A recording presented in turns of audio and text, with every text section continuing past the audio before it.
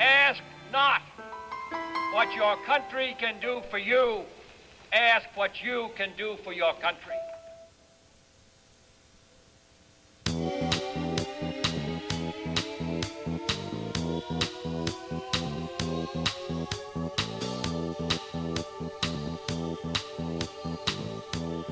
Greetings and welcome to a special expanded edition of Inside Politics, the show that prefers to talk to politicians and not yell at them. My name is Bob Beatty. Later I will be joined by Mark Peterson, and we come to you from the lovely campus of Washburn University here in Topeka, Kansas. On February 27, 2001, the city of Topeka held an election to decide which two candidates would be on the April 3rd ballot for mayor.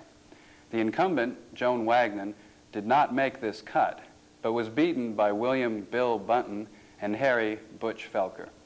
We are pleased to have both candidates on the show. Not only will we learn more about the man who will emerge on April 4th as our new mayor, but we will also learn about the job itself, its role and functions, and even its possibilities in our American political system. Joining us now is Bill Bunten. It's nice to have you here. Thank you, Bob. In the primary election, we had a college student run, and when I lived in Portland, Oregon, a tavern owner named Bud Clark actually won the mayor's job. But such political novices are usually the exceptions. Can you give us a quick description of your background and how you think it relates to the mayoral position? Yes. Before I do that, though, I would say that the political novice in our race, in the primary, Michael McNown, was a breath of fresh air. He told it like he saw it. He's 24 years old and I think has a bright future in politics. He's going to college and a very nice young man. My background as far as the mayor's race of the city of Topeka begins with being born and raised and schooled here. I went to Randolph Grade School, Boswell Junior High School, and Topeka High School. And I might as well, I think I'll point this out right now, that no matter what I do in life, I will be remembered as Dean Smith's college roommate, which is fine, but I hope I can do something else in my lifetime. I graduated from Kansas University in 1952 with a degree in business administration. I think that's helpful in running for public office. If for no other reason, it's nice to be able to read a budget. In those days, all young men had to go into compulsory military service, and I joined the United States Marine Corps and received a commission at Quantico, Virginia, and then served for 2.5 years as an infantry officer with service in Japan and in Korea. When I returned in 1962, I married my wife Joanne, and we have 2 children. And in that same year, I ran for the state legislature against an incumbent and was successful and continued to serve there for 28 years. And the last 8 of those years, I served as chairman of the House Appropriations Committee, which is another plus, I believe. That committee allocates state funds to the various programs and institutions that the state manages.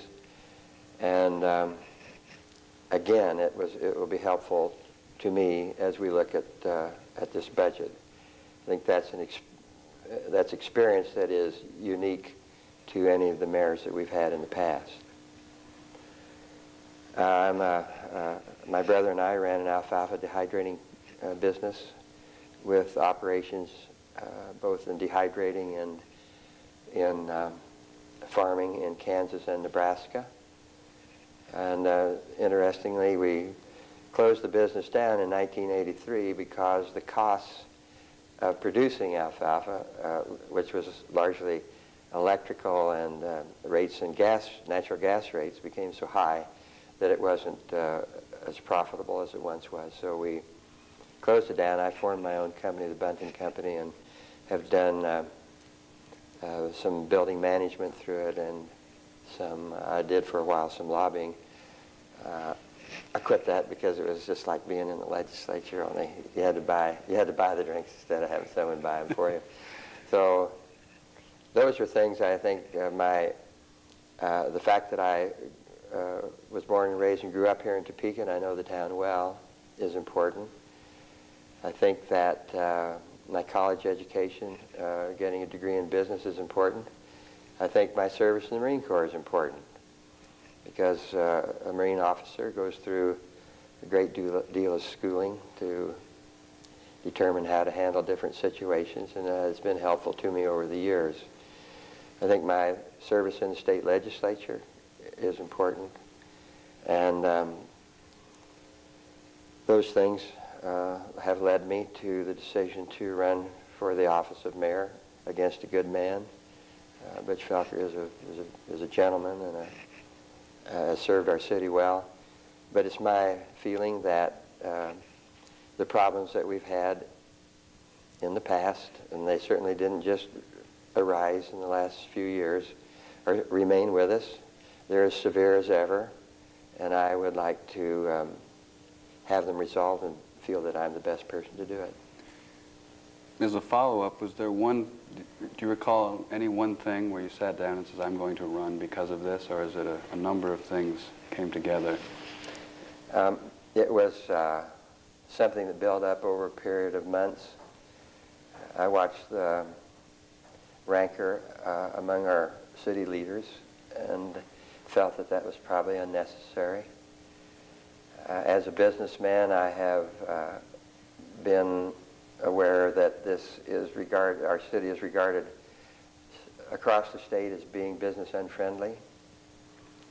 I wanted to change that. The crime rate is like a body blow to a city of our size, being rated by the Federal Bureau of Investigation as the 5th highest crime rate in the country.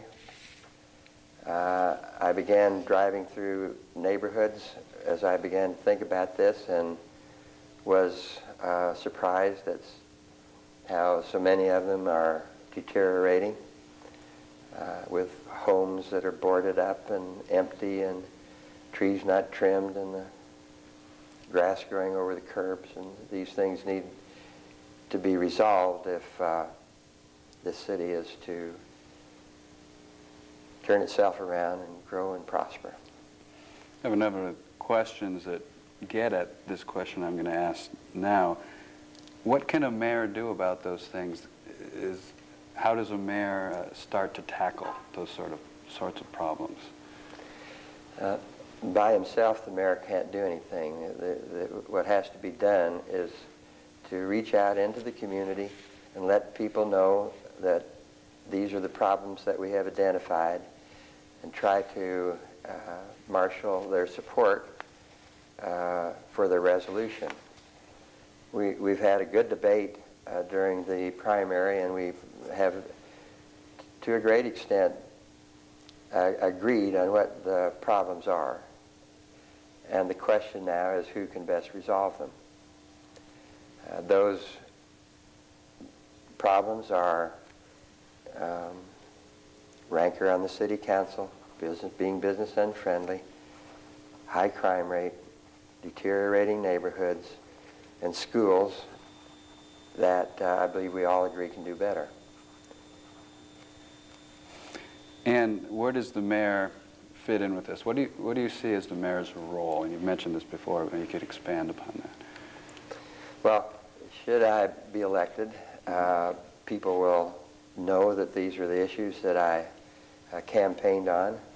If they vote for me, I'll assume that the majority of people will send a signal to those who are in city government that we want these problems resolved. And I will give the directions to do that. And it's not quite that easy, you understand. I don't just say, do this and this gets done, because there are a lot of problems that need to be overcome, which we might get into a little bit later. But I suppose you can call it leadership. If I'm the mayor and I have the support of the people, then I will direct our city employees to resolve the problems. So you see yourself, or as a mayor, as an agenda setter, more than someone who would react to an agenda? I think the agenda is set by what's happening in our city. Crime wouldn't have to be on the agenda if it wasn't a problem, nor would cleaning up our neighborhoods or any of the other things that I've talked about. But as we take a look at our city and what's happening, and of course I don't think there's anybody watching this show that doesn't know that we've lost a large number of businesses, and I'll give you some examples. Now, these are not things that have just happened recently. They're things that happened over many years, but they are compounding because we lose the businesses, but we don't replace them. Why don't we replace them? Because we're not competing well with the other cities that would be under consideration for those businesses. But let's just take a moment and think of some of them. These go back quite a while. But I can remember when National Reserve Life Insurance was located at the corner of 10th and Kansas Avenue. It was absorbed by Kansas City Life Insurance Company and moved out of town. I can remember Victory Life Insurance Company, which also was absorbed and moved out of town. Bob Brock's Holiday Inns began here in Topeka, Kansas, when he came out of World War II and started that company in this city. They eventually moved to Dallas. There have been others that have either been moved or merged or failed, like Essex Wire most recently, just south of town here, some 200 employees. Of course, Meningers, Adams Brothers Printing has moved their administrative offices to Lawrence. DuPont plant out at Tecumseh has moved.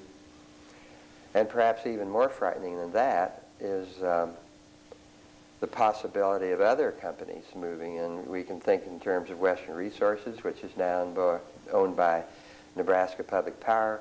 We can talk about Burlington Northern Santa Fe, which we just lost another 110 or 20 employees to Fort Worth. The Goodyear plant is one of the oldest in their system, if not the oldest. They've talked about moving it before. Hill's Pet Foods is a company also that was started here in Topeka by Dr. Mark Morris. It's now owned by Colgate.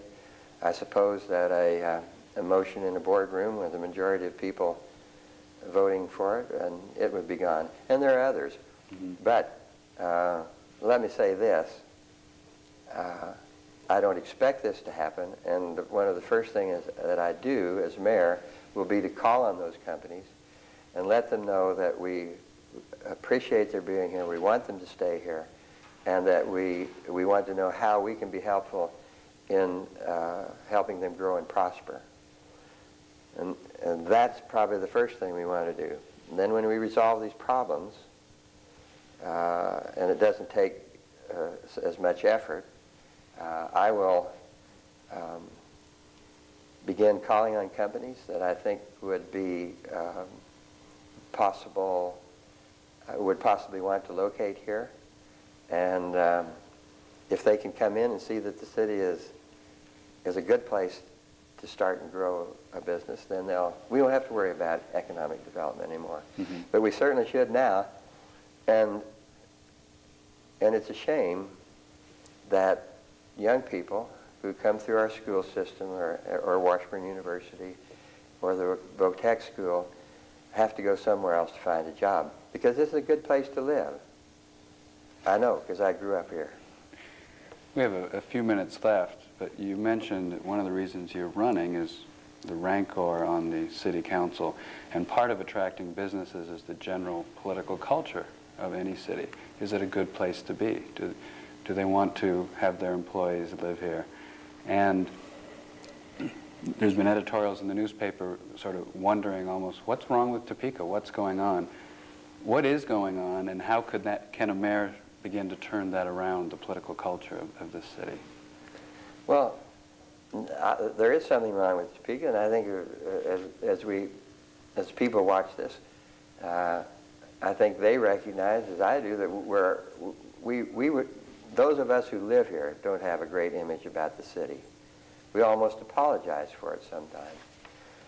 I mean, crime and that thing, and having all of Northeast Kansas watch our city council quarrel certainly creates an image that isn't positive. And that's a shame, because this is the capital city of Kansas, and it should be an example for all Kansas, not just Topekans, of what a good city can be. The rancor on the city council can be solved easily simply by including those who have felt excluded in all the processes that we have, starting with budgeting, asking them what they need in their neighborhoods in the way of assistance of one kind or another, and getting their input. And when we do that, the rancor will go away. So I think that's about all I have to say on that. I don't think it's a problem. It's a symptom of a problem. So what you're saying is the mayor can actually have a positive role in eliminating that sort of squabbling. Yes, yes, I do. Okay. And finally, I wanted to ask, Mayor Wagner had a talk to the mayor session every so often. How would you plan to keep in touch with ordinary Topekans if you were elected? Well, they can call me, which is pretty easy to do. I should be out among the citizens talking to groups, because I'm not going to run this city from the mayor's office. We're going to have professional people running the various departments, and I don't want anybody to misunderstand. I'm not saying that we don't have professional people now, but there are some instances where it might be changes might be made. We'll have to see about that. But I don't know anything about catching gangsters or putting out fires or paving streets or how sewers work or clearing the water or whatever. Those are done by professional people, and we have good professional people, is my understanding, in those offices now. So what we're going to do is we're going to give them the directions, and then we're going to ask them to do the job. If they can't, well, we'll get somebody who can. But the office of the mayor can give those directions, and hopefully they'll be off doing their job and getting the things done that we want, so that I'm free to talk with people in the community and later on to move outward and see if we can bring some people here so that the city can grow and prosper and young people can have jobs. Well, I thank you very much for joining us today. I really appreciate it. Thank you for inviting me. Okay.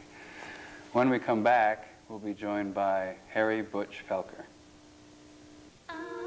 It's a bike ride to raise money for the American Diabetes Association, and it's called Tour de Cure. This will be my 3rd year. I do it because I get a great workout, and you feel good about doing something for someone else. Ha! Yeah. I get tired. Almost there. But there's someone behind me whispering in my ear. You can do it. I need you. Come on, legs. My father had diabetes. How far would I go to help someone else? How long is the road? It's a thin line between newborn and stillborn. full term and premature, between healthy and sick. If you're pregnant or think you are, getting prenatal care early is the most important step you can take. Don't put your baby's health on the line. Take care of yourself so you can take care of your baby. Find out now about getting prenatal care. Call 1-800-311-2229. Welcome back to Insight Politics, brought to you from the campus of Washburn University. Joining me now is Butch Felker. It's nice to have you here. Thanks for the invite. Look Sure. forward to it. In the primary election, we had a college student run, and in some other mayoral races, some political novices have run, but that's usually not the norm. Can you give us a quick description of your background and how you think it relates to the mayoral position? Well, I went to school here and got a degree in political science and a law degree, so I had some political aspirations early on. My father was a Kansas Bureau investigation agent, and that was in the old days when they didn't have any civil service protection. So every 2 years we were in front of the TV on the first Tuesday in November to find out who the Attorney General was going to be, see if Dad still had a job. So I've been around it most of my life, and had the opportunity to work for the Reviser Statutes Office at a law school, and worked with a lot of elected officials at that point. Had the opportunity to run in 1975 and was elected in our old form of government. Never really wanted to be the mayor in the old form because we had 5 areas of concentration, and the Parks Commissioner's job related to my interest. I was able to use my athletic background and a lot of the stuff like gardening and things like that, along with the law degree in the position, and it worked out very, very well. We changed the form of government. I didn't like what was happening with the first administration in this new form, and there was about 4 of us a year before the election that got together and felt that if we did it right, we could win, and we were fortunate enough to do that. In terms of a novice, I remember when I was mayor, I think the mayor of Ottawa for one term was a young college student down there. He came out of nowhere and was very articulate, common sense, fresh new face, and he was successful in getting in. So it happens periodically around here, but I think the experience factor is something that's really critical, especially now with what's transpired the last 4 years and what the people said the other night, that this divisiveness has got to stop, and it's time to make some things happen and move forward. And I feel certain that the public has been heard by the council candidates, by the mayoral candidates, and we're in for a new day in Topeka. And to clarify, you were mayor of Topeka for what year? From 1989 to 97. Okay. Took 4 years off to recuperate from some health problems. We have a clean bill of health in November, and I'm ready to go. And you said about a year before the election, you basically sat down and said, I'm going to run again. And yes. Okay. Topeka, as you mentioned, has a relatively new mayor-council form of government, directly elected council seats. And under that situation, what do you see the mayor's role being in Topeka? The first is to build a team. One of the problems we've had in the past with council members that have come on board with a hidden agenda or a personal agenda, it's awfully tough to bring them into the fold if they don't want to be there. On the other hand, you still have to listen to them because that's the individual that constituency said, we want you to work with. And I used to tell them, I said, you guys got to remember, I've got the biggest district. And both my elections, I carried almost every precinct. So I felt comfortable that the people that voted for them also had voted for me, so we needed to communicate on a regular basis and understand each other, and I think we did that. We had some consternation, no doubt about it. I remember Mayor Wagner running on, let's stop the bickering. Well, not all of it was bickering. There was some freewheeling debate.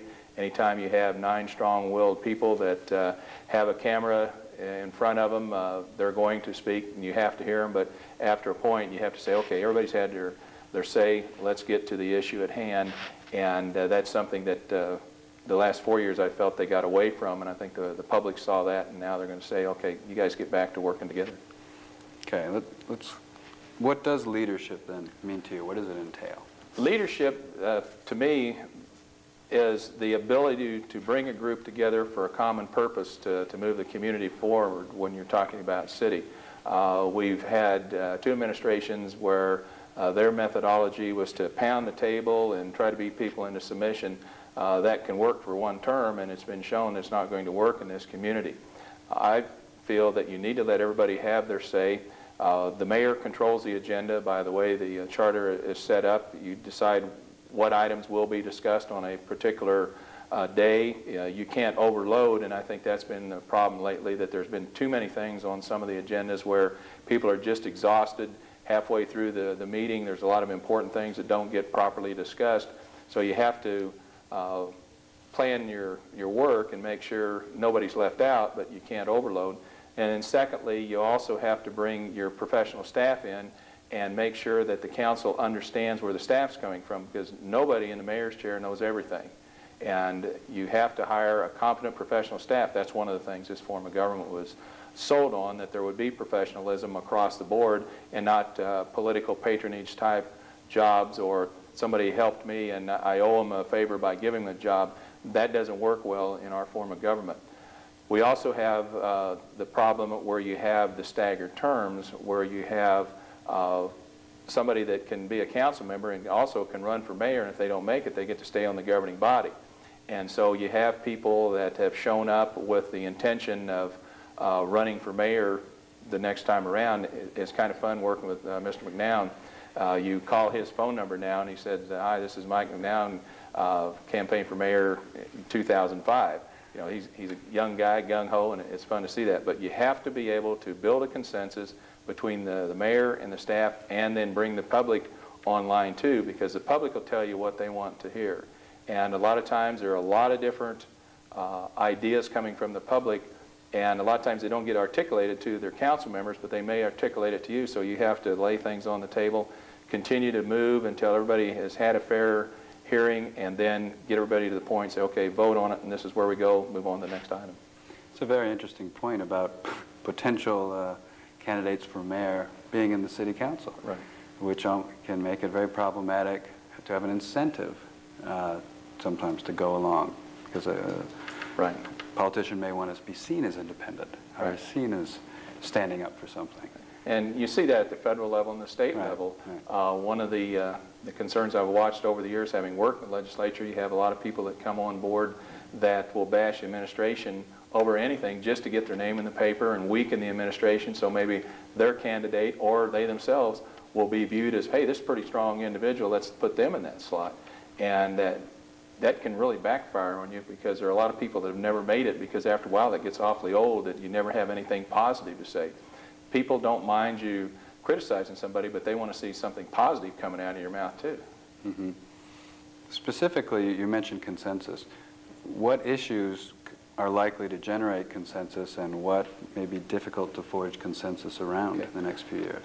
The first big one is going to be the crime situation. Everybody is concerned whether they've been a victim or not. We have the opportunity to once again focus on the major issues with violent crime, and that's where we have to start. The next big one is the burglary situation, which is going to take some help from the legislators, because right now with the sentencing guidelines, you've got a group of criminals that are facing no punishment. They have no fear that they'll go to jail or that they'll be incarcerated for any other matter, because the sentencing guidelines have presumptive probation, where they automatically get off 3 strikes and they finally do some time, but there's not enough jail cells around, so it's kind of a revolving door. We've got to get that changed. And then thirdly, we've got to get more money into preventive programs. And I think we're hearing more and more from the people, okay, we really need to sit down and listen to the youth and see what they have to say, because they're frustrated. We think there is quite a bit to do, and there is. But I talked to a group at Topeka High the other day. They don't feel that we're listening to their needs. They don't like bowling. We just have a new bowling place that opened up, and there's a lot of activity going over there, but they say, wait a minute, that's not what we want. Second is the budget. We can only go so far with taxes at any level before you start having backlash from the community. They want a lot of things, but they also can only come up with so much money. So that's always the strongest case you work on, and I've always worked on the budget year-round, try to keep the council apprised on how the revenue is going, where the expenses are going, if we're going to see a shortfall, if we are seeing a trend. One of the big things for all government this past year has been the utility situation. Then the third thing that seems to have divided the community that we need to get everybody around the table on has been the distribution of the community development block grant funds and the social service funds. those are specifically set up to benefit low and moderate income people.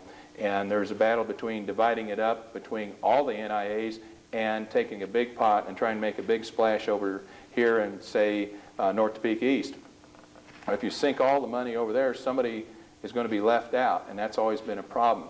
The community didn't deteriorate overnight, and they're not going to come back overnight, so we need to get back to a step-by-step approach and get everybody back around the table, because the last couple of budgets and the last couple of discussions on those distribution have just really been dogfights, and we've got to stop that and get back to consensus building and everybody feeling that they have a say, and that builds an ownership interest in their part, and then everybody's together and we can move farther. An aspect of the executive branch or the presidency is the bully pulpit on issues that maybe the president or mayor really can't do anything about, but they go out and speak out about them.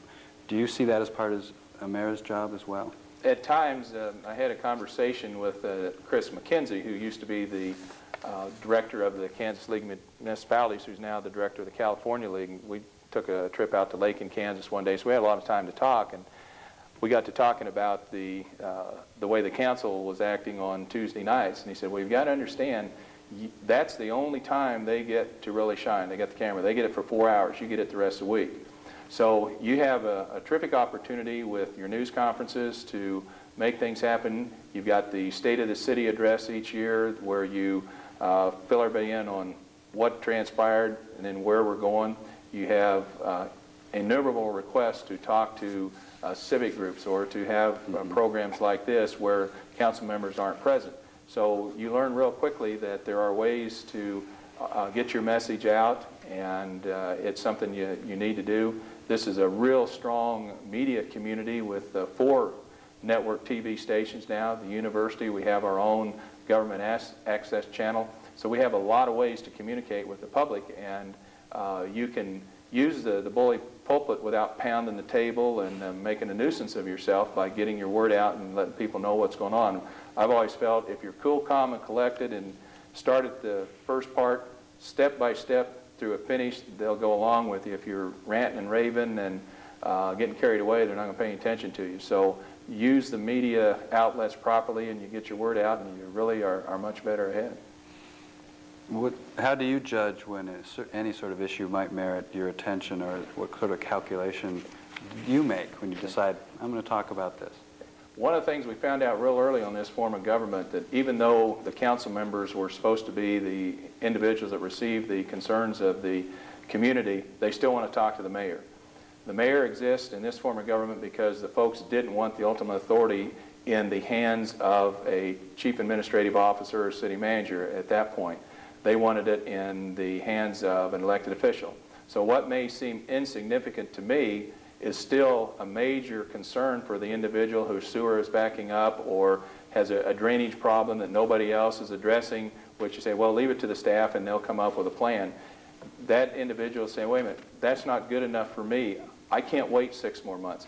So you get drawn into a lot of things that most people feel that that's a detail, but you have to address them. On the big picture, you look at things on the budget, see where we need to go. Economic development is the second big item that we're going to have to discuss, because we do have the sales tax that was approved. We have to come up with an overall plan for distribution, where we put industrial parks, where we extend utilities. Those are the kind of things that people are going to be looking to the mayor for direction, and I'm going to have to make sure that I've got a quality staff that gives me quality information, that the community feels comfortable that yes, this is the best decision for the use of that money. We're with you, and make it happen.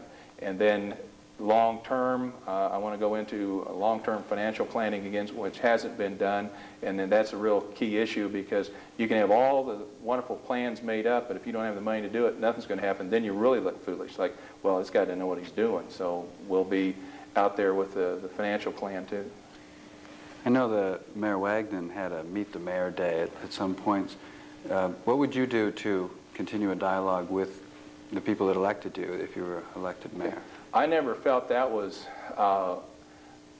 very well received in the community, because everybody had to go down to the mayor's office. I'm always out. One of the reasons I'm still playing softball, young guys don't think I play much anymore, but I'm there. But the way the distribution of the diamonds were, when we had 650 teams, we were in a different neighborhood every week playing at the ball diamond. So I got to talk to the people there. I go to the community centers to meet with the NIAs. I go to civic groups. I do a lot of business in the lines at the grocery store or the movie theaters or concession lines, because then they've got you. You got people on either side of you, people behind you. You can't move.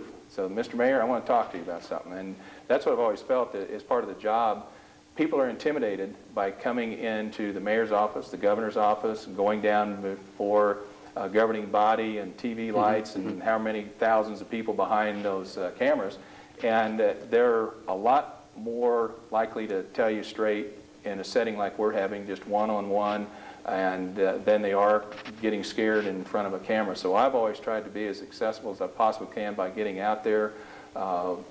Anytime, anywhere, any place we can go, we do, and it's worked well in the past, and hopefully it will continue to work that way. So going to a movie is actually work, you know. You're always on. That's one thing, except when the movie goes, people don't want you talking. They'd rather see Tom Hanks or the survivors, but you know, once the lights come back up, Mr. Mayor, before you leave, and that's part of it. And I appreciate that, because you have a better idea what's going on, and you can articulate a position, and the council can understand that too, because you've been out there. You're out with the people, and they're talking to you. So a key component for you is accessibility. Right. Okay. We have a few minutes left, and I wanted to touch on the political culture in Topeka, and there's been editorials in the paper saying that something's wrong with our political culture. Can a mayor turn something like that around? Oh, I believe so. My first 2 terms came after a very frustrating situation where people felt that they weren't being listened to. This is a political town. You have many, many governmental workers at the federal level, the county level, the state level. You have a lot of people in the education business that are supported by tax dollars. So it's a political decision a lot of times on how much money comes into the university, into the schools. So you've got a lot of people here that are very astute on what's going on. It's also a town that when you work on bond issues and the major public issues, you've always got 1/3 of the people that are with you, 1/3 of the people that are against you. So that's 33 1/3 and 33 1/3. You got to get 17 1/3 of that other 33 1/3 to get over the top. And that's the group that you never know exactly who they are. The vote totals always show up. Most of our bond issues that passed 2 to 1 if they're worked properly. Sometimes the sales tax, for example, they scrambled at the last minute. It only passed by about 1.5% or so. So that's one of the things. There are people that want to be sold on every issue that comes up. So you have to work with them, and you have to understand them. You can't ignore them. You can't get blinders on and say, by God, we're going to do this come hell or high water, because they're going to say, okay, here comes the hell and high water. You're not going to do it. So that's what we've always tried to do, is get out. If we have an issue, we start early, go out and meet with the public, and make as many presentations and discussions as we possibly can. So it can be done. Oh, absolutely. This is a great town. Okay. Well, thank you very much. Well, thank you for having me. Joining us today. Okay. When we come back, I'll be joined by Mark Peterson for further insight. Plant a tree for your tomorrow. I can make a difference. The Arbor Day Foundation can show you how to make a difference too. In your hands, you have the power to change our world. You can improve the environment, help your community, and build a better tomorrow. You can plant a tree. Write the National Arbor Day Foundation and support Tree City USA, where you live. Plant a tree today for all the world to share.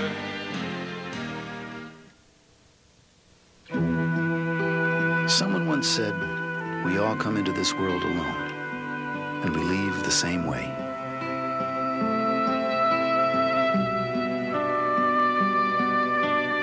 But in between, we have the chance to connect and help each other, to find ways you can do something to connect with the people in your community. Call the Points of Light Foundation. Do something good. Feel something real. Welcome back to Insight Politics. I am joined now by Mark Peterson, a man who still has yet to adequately explain his role in the Iran-Contra affair. Mark, it's nice to see you. It's nice to see you, Bob, and I'll send my regards on your behalf to Cap Weinbergers. Well, Mark, we had the 2 candidates for mayor of Topeka on the show. What did you think? I thought there was a remarkable similarity in the positions that they're taking. It's going to be a hard choice. And I was struck by the prioritization that they gave to the big issues: crime first, economic development second, and both of them addressed as a general overall concern this apparent rancor in the city council and the relationship between the legislative and executive and city government. I thought that Butch Felker had an interesting point to make, and it's one that I've reflected on a time or two in listening particularly, or reading particularly, the comments of the Topeka Capital Journal. And that is that a good bit of what is being branded as divisiveness, as bickering, as nasty relationships on the council may be nothing more than sort of a vigorous and emotional give and take, and that perhaps if we found a way to characterize it that didn't provide incentives for bad behavior, maybe the bad behavior would come to be viewed more as a refreshing exercise in populist democracy than the sort of cutthroat gamesmanship that the media tends to characterize it as being. I thought that both men obviously had a very forthright and fair assessment of what city government ought to be. I did think that probably Mr. Felker has a little bit of an advantage in terms of the way in which he characterizes his role in city government, having been in the chair before. But I've no doubt that Mr. Bunten's business experience, and I think his rather deeply felt concerns about economic development and the need to do something about some of the lost opportunities that Topeka has experienced in his lifetime are going to resonate with the voters, and I think both of them are in a real contest. It's interesting that both candidates, as you mentioned, strongly assert that they can turn this thing around, and this thing has come to mean some of this bickering as well. We build up our institutions, but how important is personality in political life?